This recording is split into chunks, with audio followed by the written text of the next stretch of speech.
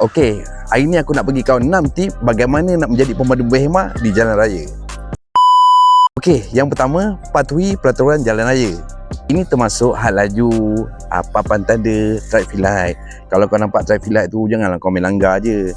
Tunggulah lampu hijau, baru kau teruskan perjalanan kau. Ini bagi membantu keselamatan kau dan juga orang lain. Yang kedua, kekalkan jarak dengan selamat.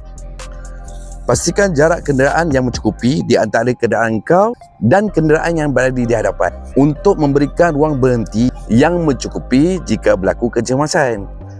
Yang ketiga, kurangkan gangguan. Contohnya, elakkan menggunakan telefon masa pemanduan. Kau tahu tak, pengalaman aku paling banyak lah. Bila nak memotong, aku cakap kenapa kena adik lambat. Bila aku potong, aku tengok dia tengah gunakan telefon. Aduh, bahaya guys. Yang nombor 4, sentiasa peka. Guys, pastikan keadaan sekeliling korang seperti motosikal, lori, pejalan kaki. Kau kena alert masa kau memandu guys. Dan masa hujan, bawalah kenderaan kau dengan perlahan. Okey, yang nombor 5, bertenang. Semasa traffic jam, jangan kau agresif sangat. Kan, kita tak tahu apa yang berlaku kat depan. Sampai lorong kecemasan pun kau langgar juga. Kan, kita tak tahu apa yang berlaku kat sana guys. Tenang. Yang keenam, gunakan isyarat. Yang keenam ni memang paling aku tak suka sebenarnya guys. Aku nak tanya korang, signal tu untuk apa sebenarnya? Untuk kau gunakan ke untuk kau tengok je?